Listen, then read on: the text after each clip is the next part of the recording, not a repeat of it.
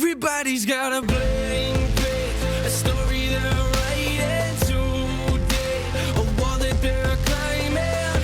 You can carry the past on your shoulders. You can start over regrets. No matter what you've gone through, Jesus, He gave it all to save. Let's take a moment and go back to my 9th grade year. If you're wondering what I looked like back then, I looked the exact same, but with unkempt hair and an inch or two shorter. It was the final 4 of the Junior Prepared Public Speaking LDE.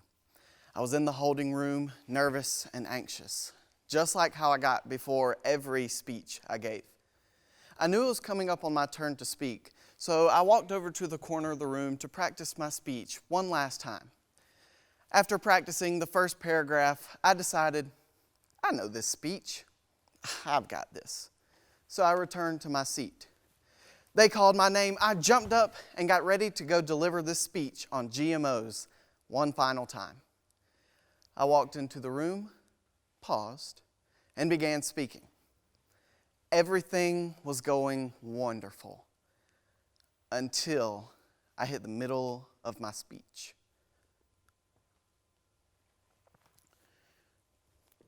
The words left me.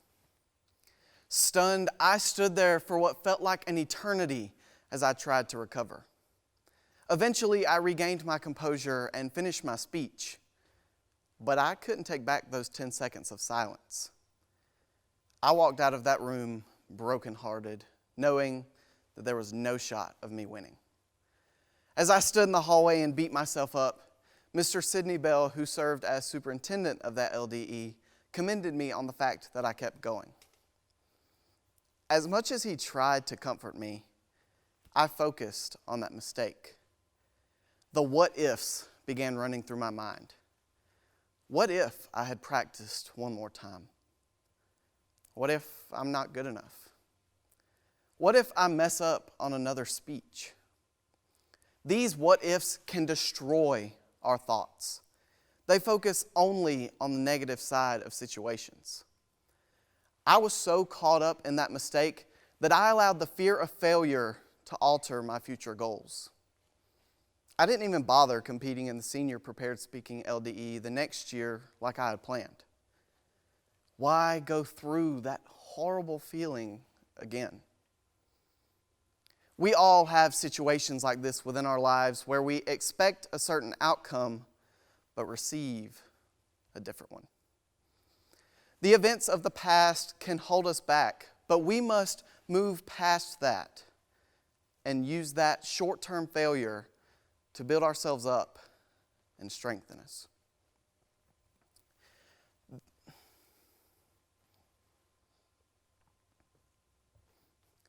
The past is in the past. C.S. Lewis says, you can't go back and change the beginning, but you can start where you are and change the ending. The decision to forget failure and not look back is what truly matters. We will fail. That is guaranteed. You may not get elected the first time you seek an officer position. Maybe not even the second time. You may not win that CDE that you participate in. Maybe you didn't make the exact grade you wanted. Maybe you came up short because someone else was better that day. Or maybe, if you're honest with yourself, you didn't work hard enough in that moment. The mistakes of the past are in the past. And if you don't, they help shape us into who we are today. And if you don't like who you are today, then start now and make a change. The mistakes of the past are what help us learn and strengthen us. We carry those lessons with us in the present, and the stories are what determine our future. I'd like for you all to meet my best friend since day one, J-Ben. When I was in first grade and J-Ben was in kindergarten, my mom received a phone call from his mom. She then relayed the message to me. Kirk, she said, J-Ben's in the hospital. He has diabetes. We need to go see him. First grade me didn't really know what diabetes was, but I could sense the severity of the situation, and I was immediately distraught. More what-if questions began running through my mind. What if it's too late? What if I don't get to see him again? What if I lose my best friend? I immediately wanted to see J-Ben. We went to the hospital, and there he was, smiling because his best friend was there to see him. J-Ben's world was changed. From that day forward, he would have to constantly check his blood sugar and be aware of anything out of the ordinary. Over time, J-Ben has gotten used to checking his sugar and correcting it with his insulin. The fact that J-Ben has diabetes never changed, but J-Ben changed to combat it. And for that, J-Ben is one of the strongest people I know.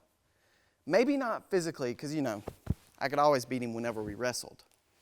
But J-Ben is a warrior. For J-Ben, it was diabetes. Something he didn't ask for and didn't do anything to deserve. How about you? What are you facing?